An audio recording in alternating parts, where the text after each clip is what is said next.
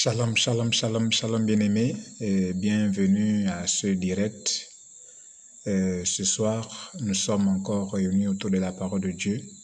Cette parole qui nous donne le chemin à suivre, c'est une lampe à nos pieds. Et nous sommes là pour nous encourager davantage à nous concentrer sur l'essentiel. Car l'essentiel, c'est Christ, l'essentiel, c'est sa parole, qui vraiment nous prépare de plus en plus et de mieux en mieux à son retour. Et aujourd'hui, nous voulons commencer une nouvelle série intitulée « La vigilance ». Pourquoi la vigilance? C'est parce que tout simplement, aujourd'hui, le monde nous matraque avec beaucoup de choses qu'il nous propose. Et tout cela contribue à nous distraire, nous qui sommes enfants de Dieu. Tout ce que le monde nous propose aujourd'hui, bien-aimés, vous devez le savoir, c'est pour distraire les enfants de Dieu. C'est pour distraire tous ceux-là qui veulent vraiment se concentrer sur l'essentiel. Car le monde a toujours été l'ennemi des enfants de Dieu. Le monde ne peut jamais concourir à ton salut. Car le monde fait partie des différents ennemis de ton salut, bien-aimé. Et le monde qui est géré par le diable est là donc pour nous proposer beaucoup de choses, juste parce que, bien entendu, son désir, son dessein, c'est bien sûr de nous perdre avec lui. Car l'ennemi ne veut pas mourir seul, l'ennemi ne veut pas aller en enfer seul. Donc, l'une des stratégies qu'il utilise aujourd'hui, c'est la distraction, en nous bombardant de beaucoup de choses qui, si on ne fait pas attention, qui, si on n'est pas vigilant, justement, on risque de passer à côté donc de notre appel pour le salut. Et donc, nous allons commencer cette série sur la vigilance aujourd'hui. Nous allons décortiquer donc les différents aspects donc de la vigilance. Et à chaque fois, le Seigneur va donc nous orienter pour que véritablement la vigilance ne soit pas seulement un vain mot ou un mot prononcé seulement dans la bouche, mais que ce soit véritablement un leitmotiv pour nous, pour davantage nous préparer au retour de Jésus. Donc voici le thème annoncé et nous allons certainement le développer pendant 2 ou sinon 3 week-ends, c'est selon. Mais qu'à cela ne tienne, que le Seigneur nous guide pendant ces temps de partage. Alors, la vigilance. La vigilance, c'est l'état de quelqu'un qui est vigilant. Et on ne peut pas être vigilant si on sommeille. On ne peut pas être vigilant si on est distrait. La vigilance suppose donc que l'on veille. Lorsque l'on veille, telle une sentinelle sur la tour, cela montre à suffisance justement que on est à l'abri de toute forme de séduction, à l'abri de toute forme de mensonge ou encore à l'abri de toute forme de tromperie.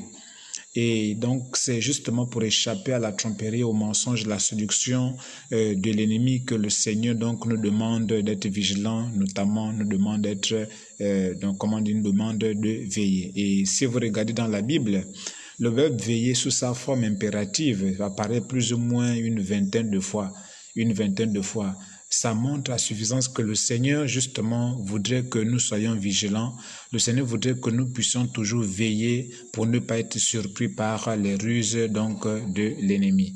Si nous regardons, par exemple, dans le livre de Deutéronome, chapitre 4, verset 15, là-bas, le Seigneur nous dit ceci, puisque vous n'avez vu aucune figure le jour où l'Éternel vous parla au milieu du feu à Horeb, veillez attentivement sur vos âmes. Bien-aimés, le thème de la vigilance, en fait, nous emmène à comprendre qu'il s'agit de notre âme, qu'il s'agit donc du salut de notre âme. L'enjeu ici, là, c'est le salut de notre âme. Lorsque le Seigneur nous interpelle, ce n'est même pas de l'interpellation. En fait, nous pousse nous pousse à veiller, nous adjoint à veiller, c'est parce qu'il y a un enjeu très fort, il y a un enjeu très grand et l'enjeu c'est le salut de notre âme. Bien aimé, comme je disais déjà tantôt, l'ennemi c'est celui-là qui veut de la mort de notre âme. L'ennemi c'est celui-là qui ne veut pas que notre âme soit sauvée. Et Dieu veut que notre âme soit sauvée, contrairement au diable, parce que le diable est venu avec beaucoup de colère sur la terre et il a peu de temps, donc il n'est pas là pour jouer donc au jeu des enfants, non, il est là pour un seul objectif, c'est de perdre notre âme. Et donc pour nous aujourd'hui, nous devons comprendre que si nous ne sommes pas vigilants, si nous ne veillons pas, l'ennemi peut arriver à ses desseins dans nos vies. Mais cela n'est pas donc la pensée du Seigneur pour nous, parce que comme il a dit dans sa parole, hein, il ne veut même pas que le méchant donc meure. Donc à plus forte raison, ces enfants que nous sommes désormais aujourd'hui.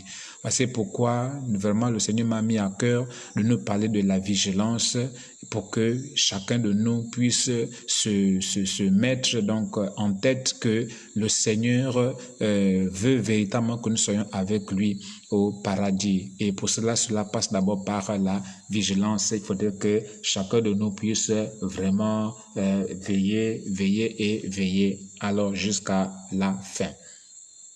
Alors le texte que nous allons prendre ce soir pour étudier donc cette thématique de veiller, c'est dans le livre de Matthieu chapitre 24. Nous allons donc développer cette thématique, comme je disais, sur 3 semaines et nous allons voir les différents aspects de la vigilance ou encore comment est-ce que le Seigneur nous invite à veiller, comment est-ce que le Seigneur nous conseille de veiller et quels sont les différents aspects de la vigilance que Dieu nous propose ici. À quelle dimension le Seigneur demande donc d'être vigilant, donc de veiller.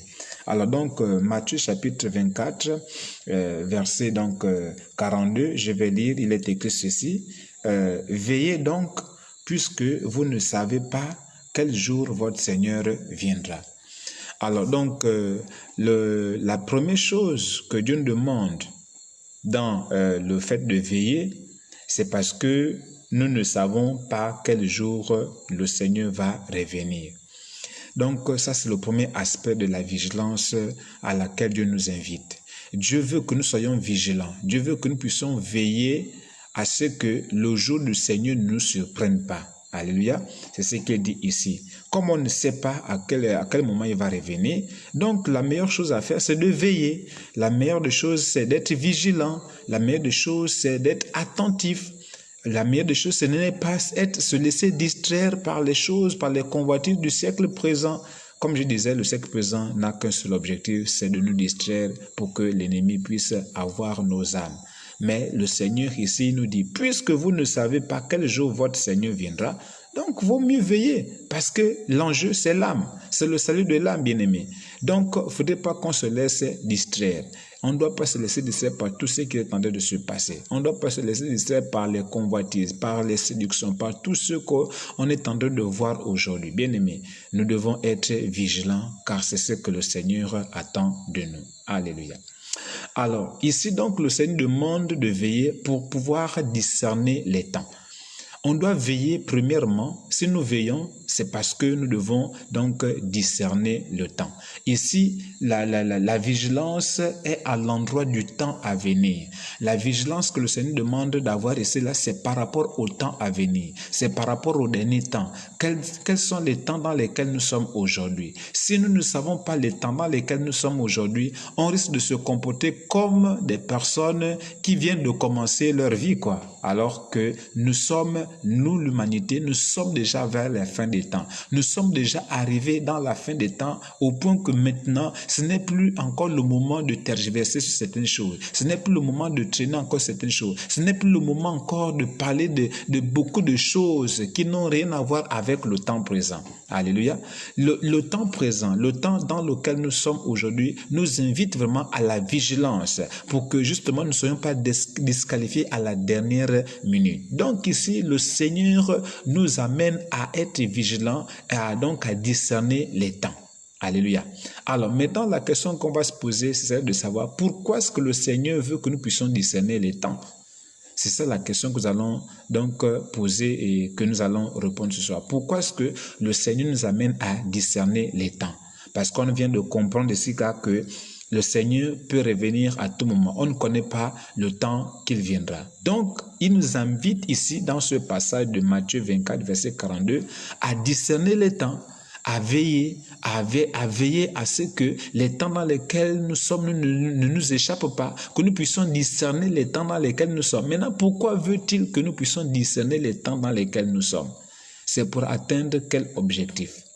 Alors, la première réponse que nous pouvons donner donc à cette interrogation, c'est que si le Seigneur nous demande de veiller donc sur les temps, de discerner les temps, c'est-à-dire de savoir reconnaître les temps dans lesquels nous sommes, c'est parce qu'il ne voudrait pas que nous puissions agir comme des insensés. Il veut que nous puissions agir avec sagesse, c'est-à-dire dans les actes que nous posons, dans les projets que nous avons, dans tout ce que nous sommes en train de faire dans les temps actuels, que nous puissions le faire avec beaucoup de sagesse, avec beaucoup de prudence, avec vraiment beaucoup de, comment dire ça, on va dire ça comment, avec vraiment beaucoup en gros, avec beaucoup de sagesse. Je préfère parler de sagesse, pourquoi? Parce que quand nous avons la sagesse, selon par exemple Psaume 90, verset 12, nous allons apprendre à compter le temps, nous allons apprendre à discerner les temps, nous allons apprendre à déchiffrer les temps. Alléluia. Donc ici, nous devons comprendre que si le Seigneur demande de discerner les temps, c'est parce qu'il veut que nous puissions agir avec sagesse. Connaissant les temps dans lesquels nous sommes, nous allons être donc amenés à agir avec sagesse, non plus comme des insensés, non plus comme des personnes qui n'ont pas la cervelle ou qui n'ont pas d'intelligence, non, mais le fait de discerner les temps dans lesquels nous sommes va donc nous amener à agir avec sagesse. C'est ce que le livre de Psaume 90, verset 12 dit. Il dit, enseigne-nous la sagesse. Il dit, apprends-nous à compter nos jours. Vous voyez, à compter nos jours. Là, il s'agit de discerner les temps, parce que les jours renvoient au temps. Donc, il dit, apprends-nous à compter nos jours, afin d'agir avec sagesse. Donc, la première raison pour laquelle Dieu veut que nous puissions discerner les temps, c'est parce qu'il veut que nous puissions maintenant agir avec sagesse. Parce que quand tu n'as pas de sagesse, tu ne vas pas agir conformément à la parole de Dieu. Et souvent, on comprend que les insensés sont ceux-là justement qui n'arrivent pas à discerner les choses, notamment le temps, pour pouvoir poser des actes appropriés. Alléluia. Donc, bien aimés, nous devons déjà comprendre premièrement que si le Seigneur nous demande vraiment de discerner les temps, c'est parce qu'il veut que nous puissions agir avec sagesse. Et donc, si tu manques de sagesse, le livre de Philippiens dit, que celui qui manque de sagesse, qu'il la demande au Père. Tu as besoin d'avoir la sagesse pour discerner donc les temps dans lesquels tu es. Alléluia. Donc, agissons avec sagesse, avec prudence, parce que les temps dans lesquels nous sommes nous incitent à le faire, nous poussent à le faire, nous obligent à le faire. Alléluia. La deuxième raison pour laquelle Dieu veut que nous puissions discerner les temps, c'est pour que nous puissions poser des actes appropriés. Alléluia. Dieu veut que nous puissions poser des actes appropriés. Bien-aimé, quand tu sais le temps dans lequel tu es, je prends l'exemple un peu de ceux qui font du sport. Par exemple, ils sont deux équipes qui sont en train de jouer et par exemple, il y a une équipe qui mène. Et elle sait très bien que quand une équipe mène et que le match va déjà vers la fin, il y a certaines choses, il y a certains comportements que l'équipe qui mène là va adopter. Parce que l'équipe là voudrait conserver donc le score en sa faveur. Donc l'équipe là va commencer déjà à poser certains actes. Soit par exemple elle va déjà traîner le pas au lieu de relancer rapidement. Non, elle va prendre son temps. Parfois ils vont même chercher à jouer dans leur camp. Ils vont plus avancer. Pourquoi? Parce que ils savent déjà que là nous sommes déjà dans la fin du match. Et il faut plus s'engager n'importe comment. Il faut plus aller n'importe comment. Il faut maintenant poser des actes appropriés pour que le temps, quand il va arriver, nous trouve toujours dans une bonne posture.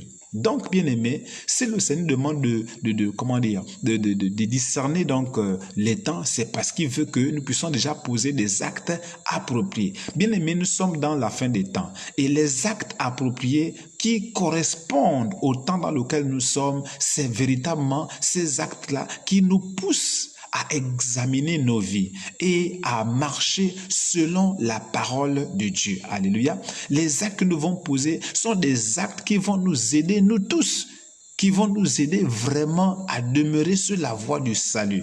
Nous n'avons plus à mentir, nous n'avons plus à aller à gauche, à droite. Bien aimés, nous devons nous concentrer sur ce qu'il y a de plus essentiel aujourd'hui et éviter les actes qui sont inutiles, à poser des actes inutiles, à dire des paroles inutiles, à penser des choses inutiles ou à faire des choses inutiles. Tous les actes que nous devons poser sont des actes qui concourent au salut de notre âme. Les actes que nous devons maintenant poser aujourd'hui, les actes appropriés que nous devons maintenant poser aujourd'hui sont des actes qui vont concourir au salut de notre âme. Alléluia. Donc, tout ce que tu dois maintenant faire aujourd'hui, parce que nous sommes déjà vers la fin des temps, c'est de poser des actes qui vont concourir à ton salut, qui vont concourir au salut de ton âme. Si tu poses des actes inappropriés, c'est-à-dire des actes qui vont mettre en danger ton salut, bien aimé, ça prouvera que simplement tu es insensé, ça prouvera simplement que tu n'as pas discerné les temps dans lesquels tu es.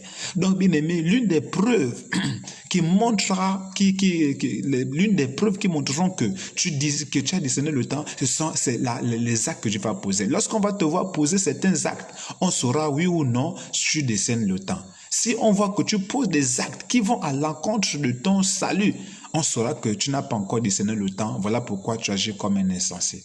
Donc la deuxième raison pour laquelle le Seigneur veut que nous puissions discerner les temps, c'est parce qu'il veut qu'on pose maintenant des actes appropriés. Et les actes appropriés sont des actes qui nous amènent à notre salut. Des actes qui nous amènent à développer ou encore à entretenir notre salut ou encore à préserver notre salut, à protéger notre salut. Alléluia. Donc voici pour ce qui est des actes appropriés. La troisième raison pour laquelle Dieu veut que nous puissions discerner le temps, c'est pour nous aider à la patience. Il veut que nous soyons patients. Et vous savez que la patience, c'est l'un des fruits de l'esprit, selon Galates 5, verset 22. Donc, Dieu veut aussi que nous soyons patients. Parce que quand tu discernes les temps, quand tu sais que les temps dans lesquels nous sommes, le temps n'est pas encore arrivé, ou bien bientôt le temps, tu sauras agir aussi comme il le faut. Tout à l'heure, nous avons dit qu'il faut, lorsque nous discernons les temps, nous posons des actes appropriés. Les actes que nous posons, on peut les faire soit dans la précipitation ou bien dans la mesure ou dans la retenue. Et donc, en discernant les temps, le Seigneur voudrait que nous puissions développer la patience. C'est-à-dire qu'on ne va pas se précipiter à poser certains actes. On ne va pas se précipiter à faire certaines choses parce que nous avons discerné les temps. Bien aimé, quand tu as discerné les temps, ça va t'amener non pas à te précipiter à faire certaines choses. Donc, tu vas poser des actes appropriés, mais aussi tu vas développer une certaine patience par rapport à certains autres actes que tu vas poser ou qui sont à poser. Donc, la troisième raison pour laquelle Dieu veut que nous puissions discernions les temps, c'est parce qu'il veut qu'on puisse développer la patience. La quatrième raison pour laquelle Dieu veut que nous puissions donc discerner les temps, c'est parce qu'il veut que nous puissions garder le calme et vraiment le silence dans l'adversité. Bien-aimé, quand tu sais que le temps n'est pas encore arrivé, tu ne peux pas t'agiter. Quand tu sais que tu n'es pas encore dans le temps, tu ne vas pas t'agiter. Ceux qui s'agitent là, ce sont ceux-là qui n'ont pas discerné les temps dans lesquels ils sont, bien-aimés. Quand tu sais par exemple que ce n'est pas encore ton heure, quand tu sais que ce n'est pas encore ton tour, tu n'as pas à paniquer. Tu attends patiemment, comme on vient de le dire, ton tour. Alléluia. Et tu gardes ton calme. Et tu restes tranquille. Tu restes dans le silence. Tu n'as pas à beaucoup parler. Pourquoi? Parce que tu sais que le temps n'est pas encore arrivé. Alléluia.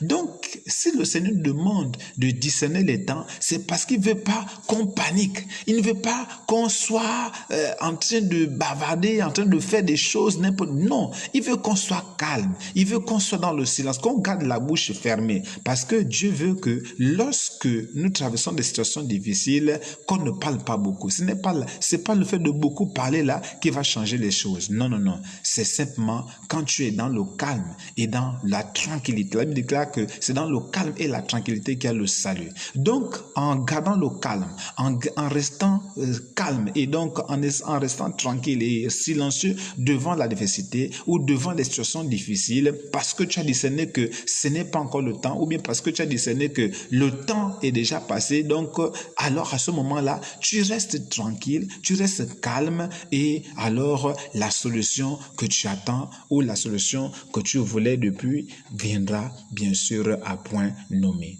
Donc, bien-aimé, tu dois comprendre ce soir que si le Seigneur te demande d'être vigilant, je vais dire, si le Seigneur te demande de discerner les temps, c'est parce qu'il veut développer en toi le calme et le silence, c'est-à-dire la confiance, alléluia, devant l'adversité.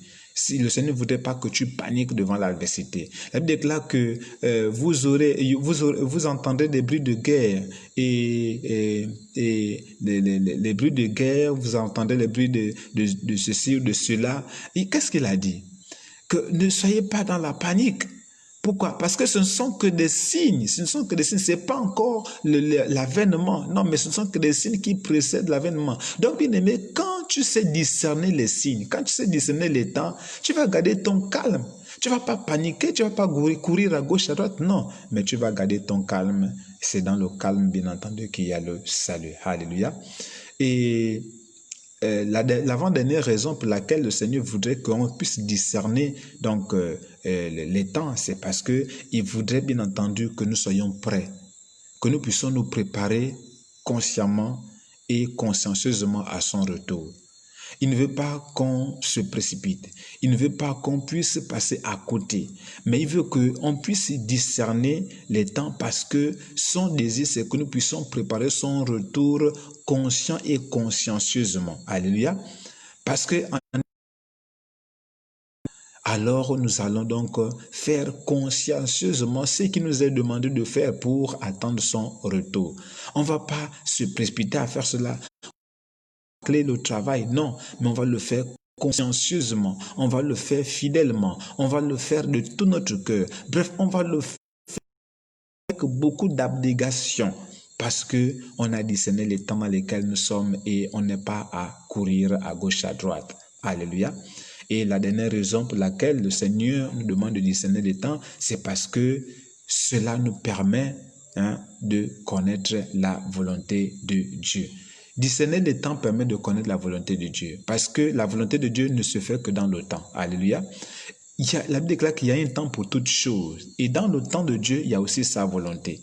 Dans le temps de Dieu, il y a aussi sa volonté. Quand le temps de Dieu arrive, ça veut dire que c'est sa volonté qui va s'accomplir. Alléluia. Vraiment, je répète pour dire que quand le temps de Dieu arrive, ça veut dire que c'est sa volonté parfaite, pas la volonté permissive, mais sa volonté parfaite qui va s'accomplir. Voilà pourquoi il est important pour nous de discerner les temps. Parce que chaque jour, chaque chose en son temps.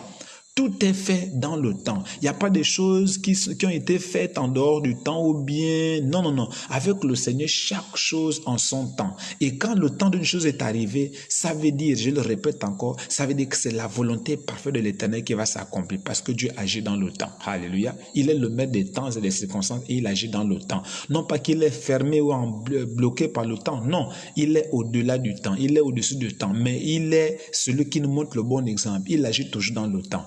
Donc, bien aimé, en discernant les temps, alléluia, en discernant les temps, alors tu vas connaître la volonté de Dieu. Parce que la volonté de Dieu est dans le temps de Dieu. Alléluia. Donc, voici, bien aimé, aujourd'hui, pour commencer sur la vigilance, ce qu'il fallait retenir. Pour nous résumer, retenons que le Seigneur nous appelle à la vigilance. Et ce qu'il demande ce qu'il nous demande dans la vigilance, c'est de veiller à discerner les temps dans lesquels nous sommes. Dieu veut que nous puissions veiller sur les temps dans lesquels nous sommes. Alléluia. Dieu veut que nous puissions appliquer notre vigilance sur les temps dans lesquels nous sommes. Pourquoi? Parce que en discernant les temps dans lesquels nous sommes, premièrement, nous l'avons vu, nous allons agir avec sagesse et prudence. Deuxièmement, nous allons poser des actes appropriés. Troisièmement, nous allons développer la patience qui est un fruit de l'esprit. Quatrièmement, nous allons garder notre calme dans le silence et le silence dans l'adversité. Cinquièmement, nous allons nous préparer consciencieusement au retour de Jésus. Et sixièmement, nous allons discerner, nous allons connaître la volonté de Dieu, car la volonté de Dieu est toujours dans le temps de Dieu. Que le Seigneur nous bénisse abondamment.